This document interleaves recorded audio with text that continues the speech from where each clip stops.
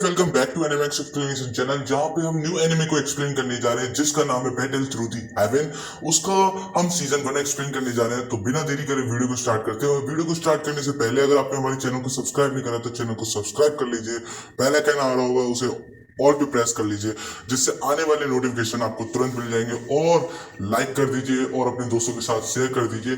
और अगर आपने हमारा व्हाट्सएप चैनल अभी तक ज्वाइन नहीं करा है तो उसका मैं लिंक आपको डिस्क्रिप्शन में दे दूंगा, तो वहां से जाकर आप ज्वाइन कर सकते हैं।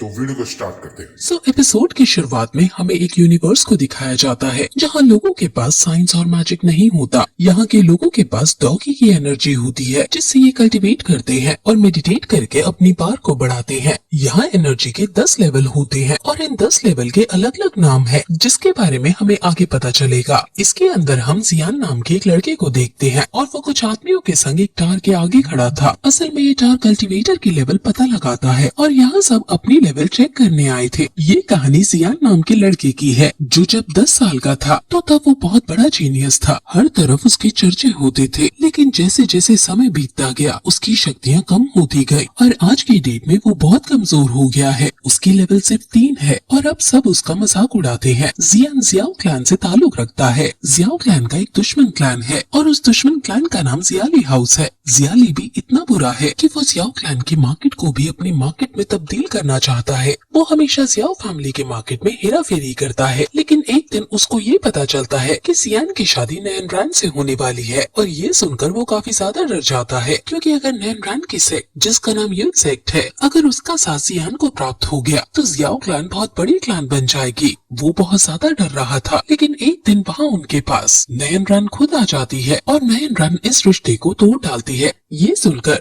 जियाओ हान बहुत ज्यादा घबरा जाता है और वो उसे इसका रीजन पूछता है, जिस पर नैन रैन कहती है कि जियान एक लूजर है। वो एक समय पर बेशक एक महान योद्धा था, लेकिन अब क्योंकि वो एक लूजर है इसलिए वो उससे शादी नहीं करेगी। अब ये जियाओ क्लैन की बहुत बड़ी बेइज्जती थी और जियान को ये सब सुनकर बहुत ज्यादा गुस्सा आ गया था, इसलिए वो नैन रैन को भी बुरा भला बोलने लगता है। और अब उन दोनों की बहस के बाद उनमें एक डील होती है। जियान कहता है कि 3 साल बाद मैं तुम्हें अपनी शक्तियों का परिचय दूंगा। 3 साल बाद अब इनकी फाइट होगी और अगर इस फाइट में जियान जीत जाता है तो नैन रैन जियान की हर बात मानेगी। ये एग्रीमेंट दोनों एक्सेप्ट कर लेते हैं और नैन रैन अब अपने यून सेक्ट में वापस चली जाती है। वहीं अब जियान, जिसने ये असंभव सी डील कर ली थी, सब उसका मजाक उड़ाने लगते हैं और उसे और ज्यादा परेशान करने लगते हैं, क्योंकि जियान बहुत ज्यादा कमजोर था और सभी को पता था कि जियान नैन रैन जैसी जीनियस लड़की को नहीं हरा सकता है। जियान के साथ उसकी एक सौतेली बहन रहा करती थी और इस बहन का नाम जूनियर था। वो हमेशा जियान की तरफदारी करती आई थी और वो मन ही मन जियान को पसंद करने लगी थी। फिर ऐसे ही जब एक दिन जियान बहुत ज्यादा दुखी था तो वो जंगल की तरफ अपनी मॉम की कब्र के पास जाता है और वहाँ जाकर रोने लगता है और सोचने लगता है कि अब वो भला कैसे 3 ईयर एग्रीमेंट को पूरा करेगा। अब वो रो ही रहा था कि तभी एक आदमी वहाँ प्रकट हो जाता है और वो आदमी जियान के टीचर बनने की बात कहता है। वो दोनों कई और बातें करते हैं और अब यहाँ से जियान को पता चलता है कि ये आदमी बहुत सालों से उसके अंगूठी के अंदर रह रहा था। इनका नाम याओ लाओ है और ये एक स्पिरिट है। इनको जिंदा रहने के लिए सोल पार की जरूरत होती है और ये जियान की बॉडी से सोल पार खींच रहे थे, जिस वजह से जियान कमजोर होता जा रहा था। अब जियान को गुस्सा तो आता है, लेकिन वो अब कर भी क्या सकता था, इसलिए वो अब इनको अपना टीचर बना लेता है और याओ लाओ अब जियान की ट्रेनिंग स्टार्ट करते हैं। वो जियान को कुछ सोल पार को बूस्ट करने के लिए इंग्रेडिएंट्स लाने को कहते हैं, लेकिन ये इंग्रेडिएंट्स बहुत ज्यादा महंगे थे। लेकिन जी जूनियर जियान को इंग्रेडिएंट्स लाने के पैसे दे देती है और अब दोनों इंग्रेडिएंट्स खरीदने लगते हैं। लेकिन इस बीच जियाली बी के आदमी उन्हें घेर लेते हैं। वो आदमी जियान पर हमला करते हैं, लेकिन जी जूनियर जियान को बचा लेती है। जी जूनियर एक अच्छी फाइटर थी और उसकी लेवल भी काफी ज्यादा थी। वहीं जियाली बी का बेटा, जिसका नाम जी लियाओ है, वो वहाँ आकर जियान को बुरा भला बोलकर जी जूनियर को भी गंदी नजरों से देखने लगता है। लेकिन अब वहाँ तभी जियाओ क्लैन के सैनिक आ रहे थे, इसलिए जिया लियाओ वहाँ से भाग निकलता है। अब बेशक ये लोग बच गए थे, लेकिन जियान खुद अपनी रक्षा नहीं कर पाया था, जिस वजह से अब वो स्ट्रांग होने का दृढ़ निश्चय कर लेता है और अब वो अपने मास्टर के पास जाकर उन इंग्रेडिएंट्स की मदद से मेडिसिन बनाता है और उनको लेता है। अब जियान सबसे पहले फायर और वाटर को कंट्रोल करना सीखता है। याओ लाओ एक अच्छे टीचर थे और वो जियान को अलग अलग मार्शल आर्ट्स की अलग अलग फॉर्म सिखाने लगते हैं और थोड़ी देर बाद उन इंग्रेडिएंट्स की मदद से जियान अब फाइनली लेवल 4 पर पहुंच जाता है। अब उसे लेवल 5 पर पहुंचना था, इसलिए मास्टर उसे जंगल में ले जाकर बहुत हार्ड ट्रेनिंग करवाता है और फिर उसे फिर से इंग्रेडिएंट्स की लिस्ट देते हैं और कहते हैं कि तुम्हें ये सब इंग्रेडिएंट्स भी लाने होंगे। अब जियान को पैसे की भी जरूरत थी, इसलिए वो ऑक्शन हाउस में जाकर अपनी कुछ बनाई हुई चीजों की बोली लगाने का डिसाइड करता है। ध्यान देने वाली बात यह है कि जियान मार्शल आर्ट्स के साथ साथ अल्केमी भी सीख रहा था और उसके मास्टर ने उसे अलग अलग दवाइयाँ बनानी भी सिखाई होती है। जियान ने स्पिरिट एलिक्सर्स नाम की दवाई बनाई होती है और ये कल्टीवेट करने की स्पीड को तेज कर देती है। जियान ऑक्शन हाउस में जाकर ऑक्शन हाउस की हेड, जिसका नाम याफी है, उसको इसकी क्वालिटी चेक करवाता है और अब फिर उसकी बोली लगने लगती है। स्पिरिट एलिक्सर्स बहुत ज्यादा खास थे और इस बोली के अंदर सभी पैट्रियट्स आए थे और वो दाम बढ़ाकर इसे खरीद रहे थे, लेकिन अंत में जियान ही स्पिरिट एलिक्सर्स को खरीद लेता है। वो बहुत बड़ी रकम देता है और अब जियान के पास पैसों की कोई कमी नहीं थी और फिर ये एपिसोड यही खत्म हो जाता है। लास्ट एपिसोड में हमने देखा कि कैसे पैसों की कमी को पूरा करने के लिए जियान ने स्क्रिप्ट ऑफ एलिक्सर बनाकर ऑक्शन में बेच दी, जिसके बाद उस ऑक्शन यानी बोली में उसी के पापा ने वो दवाई खरीद ली। अब इस एपिसोड में हमें दिखाते हैं कि जियान के पास पैसों की कमी पूरी हो गई है, लेकिन उसके पापा से उसके भाई यानी जियान के चाचा इतनी महंगी डील करने पर लड़ रहे थे, लेकिन जियान उन सबको उल्टा यह कहकर फटकार देता है कि वो अपने बेटे की लेवल बढ़ाने के लिए कुछ भी करेगा और ऐसा करने के लिए वो अपनी संपत्ति को बेच देगा। अब उनकी ये सब बातें जियान भी सुन लेता है, जिसके बाद वो अपने पापा से मिलता है तो इमोशनल होकर उन्हें गले लगाकर बहुत रोता है और कहता है कि मैं जल्दी से जल्दी अपने लेवल्स बढ़ाकर 3 साल बाद होने वाले मैच को जरूर जीतूंगा। अब जियान बहुत खुश होता है, जिसके बाद वो अपने बेटे को स्पिरिट ऑफ एलिक्सर देता है। अब जियान आज रात को ही लेवल बढ़ाने का डिसाइड करता है, लेकिन उसका मास्टर उसे जल्दबाजी ना करने की कहता है, क्योंकि जल्दबाजी से उसकी हेल्थ पर बुरा असर पड़ सकता था। वो फिर अपनी ट्रेनिंग पूरी जी जान से करने लगता है और वैक्यूम पाम और फायर ब्लोइंग टेक्निक की बहुत प्रैक्टिस करता है और इससे उसके मास्टर भी उसकी प्रोग्रेस को देखकर काफी इम्प्रेस होते हैं, क्योंकि वो उनकी आशा से भी ज्यादा आगे निकल रहा था, यानी बहुत ज्यादा अच्छा परफॉर्म कर रहा था। अब जियान का मन लेवल 7 पर पहुंचने का था, लेकिन मास्टर कहते हैं कि वहां तक पहुंचने में तुम्हें 1 साल का समय लगेगा, लेकिन जियान को 2 महीने के अंदर लेवल 7 तक पहुंचना था, क्योंकि 2 महीने बाद उसके शहर में कमिंग ऑफ एज सेरेमनी है, जिसके अंदर उसे अपनी कैपेबिलिटीज दिखानी है।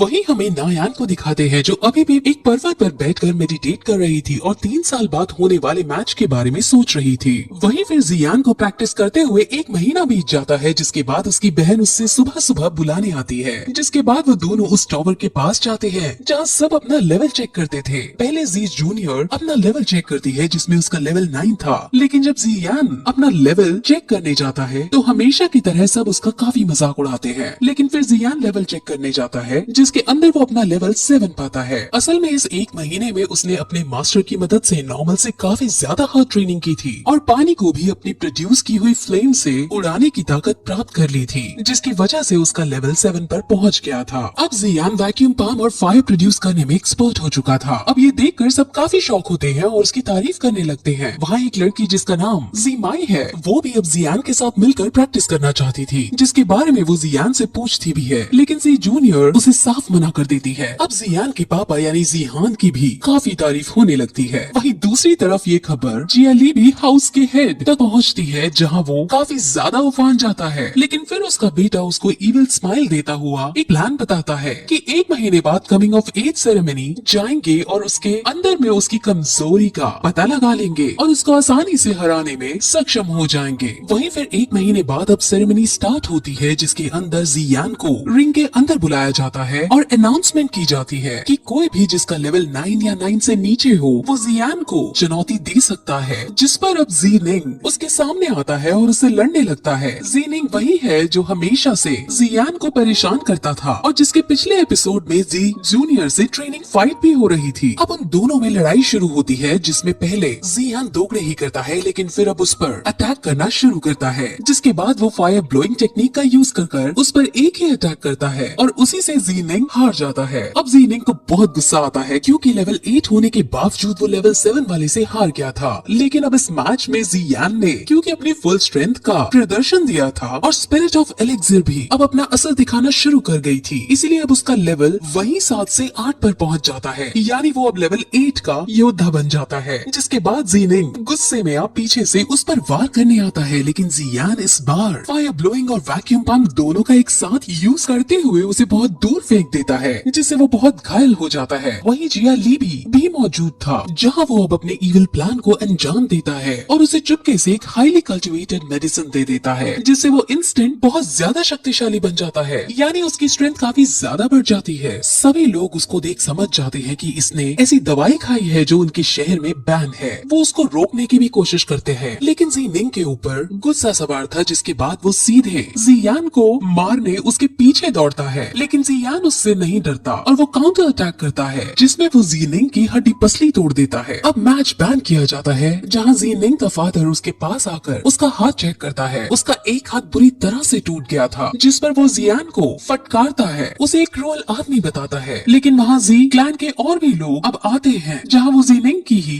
गलती बताते हैं, क्योंकि जो मेडिसिन उसने खाई थी वो उनके शहर में बैन थी और अब उसको वो 3 महीने के लिए जेल में डाल देते हैं और जियान को विनर घोषित कर दिया जाता है। जीनिंग जीनान के चाचा का बेटा था, यानी उसका ही भतीजा था। वहाँ पर याफी भी मौजूद थी और वो भी जियान को देखकर काफी ज्यादा शॉक हो गई थी। वहीं सब अब अपने अपने क्लैन में लौट जाते हैं, जहाँ जियाली भी काफी ज्यादा आग बबूला हो रखा था, क्योंकि एक साल में लेवल 8 तक पहुँचने वाला इंसान उसने पहले कभी नहीं देखा था। असल में जियान की ताकत डे बाय डे बढ़ती जा रही थी, जिस वजह से जी क्लैन मजबूत हो रहा था और अगर ऐसा ही चलता रहा तो अगर उसकी शादी 3 साल बाद ना भी हो पाए तब भी जियान इतना शक्तिशाली होगा कि वो अकेले ही सभी क्लैंस पर डोमिनेट कर पाएगा। इसलिए उन सभी को जियान से डर लगने लगा था, लेकिन अब भी उसका बेटा फिर से उन्हें चिंता ना करने की कहता है और उन्हें एक आदमी से मिलवाता है। उस आदमी का नाम लियू जी है और वो हालांकि बहुत अय्याश किस्म का आदमी है, लेकिन जियाली भी की अगर कोई मदद कर सकता था तो वो ही आदमी था। जियाली भी उससे जी क्लैन को डिस्ट्रॉय करने में मदद मांगता है, जिस पर वो मान जाता है, लेकिन अपनी एक शर्त रखता है कि अगर वो उससे ऑक्शन हाउस के इंचार्ज या फाई को लाकर उसे देगा, यानी लियूजी को या फाई के साथ अय्याशी करने का मौका मिलेगा, तभी वो जियाली बी की मदद कर देगा। अब जियाली बी के पास और कोई चारा नहीं था, इसलिए वो मान जाता है। वहीं हमें फिर जियान को दिखाते हैं जो बाजार में घूमते हुए अपनी बहन के साथ कई तरह की और टेक्निक पर डिस्कस कर रहा था, लेकिन वहाँ वो अपने आसपास के नोटिस करते हैं कि आज की मार्केट अलग है। वहाँ जब वो इसका पता लगाने की कोशिश करते हैं तो उन्हें पता चलता है कि जियाली बी हाउस ने मार्केट को खरीद कर उनका दाम सस्ता कर दिया है, जिसकी वजह से जी क्लैन की मार्केट पूरी तरह से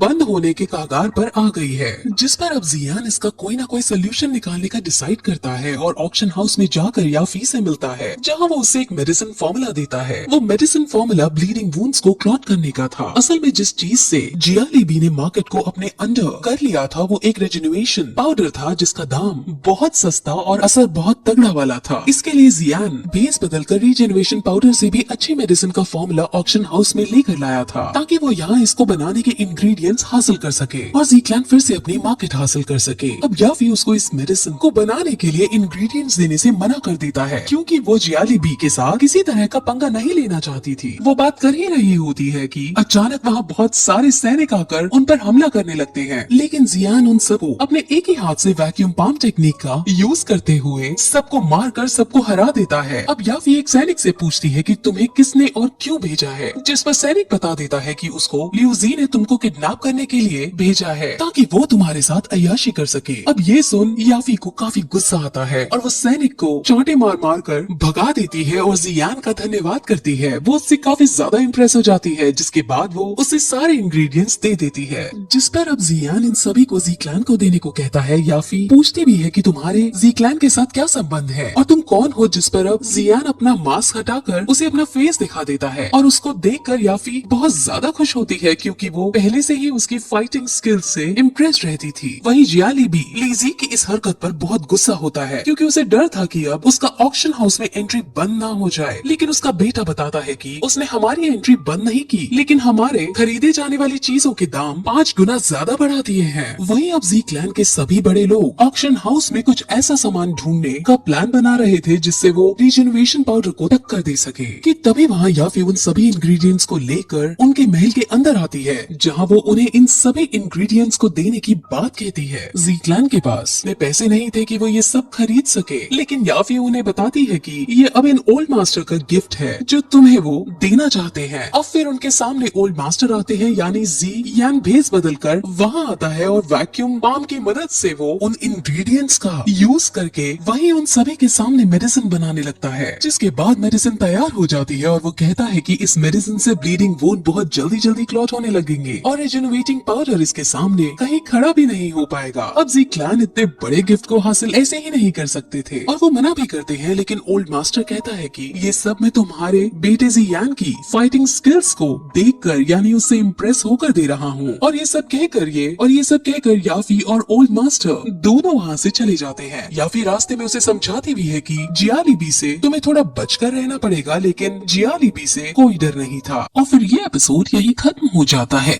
जैसा कि लास्ट एपिसोड में हमने देखा कि जी क्लैन के पास अब रीजेनरेशन मेडिसिन से भी ताकतवर ब्लड क्लॉटिंग पाउडर आ चुका था और अब जी क्लैन इस पाउडर को मार्केट में भी उतार देती है। जियालीबी हाउस अपनी रीजेनरेशन मेडिसिन को दाम बढ़ा कर बेच रही थी, लेकिन अब ब्लड क्लॉटिंग पाउडर के आने से जियालीबी के एग्जिस्टिंग कस्टमर्स भी उसके हाथ से जाने लगे थे और अब जियालीबी की मार्केट पूरी तरह से तबाह होने लग गई। वहीं जियालीबी के पास जब ये बात पहुंचती है तो वो हर बार की तरह इस बार भी बहुत गुस्सा होता है और अब उसे ये भी पता चलता है कि याफी ने जियालीबी के फ्यूचर में होने वाली डील्स भी तोड़ दी हैं। अब उसे लियूजी के ऊपर काफी गुस्सा आता है, क्योंकि असल में ये सब लियूजी की ही लापरवाही की वजह से हुआ था। वहीं जी क्लैन के अंदर जीनिंग को दिखाते हैं, जिसको उसके पापा हील करने की कोशिश कर रहे थे। उसके पास उसकी बहन जियो नाम की लड़की आती है। जियो भी अपने भाई जीनिंग से काफी प्यार करती थी और अपने भाई की इस हालत को देख उसके मन में अब जियान के लिए गुस्सा छा गया था। इसी के साथ बैटल थ्रू दी हेवन का सीजन 1 का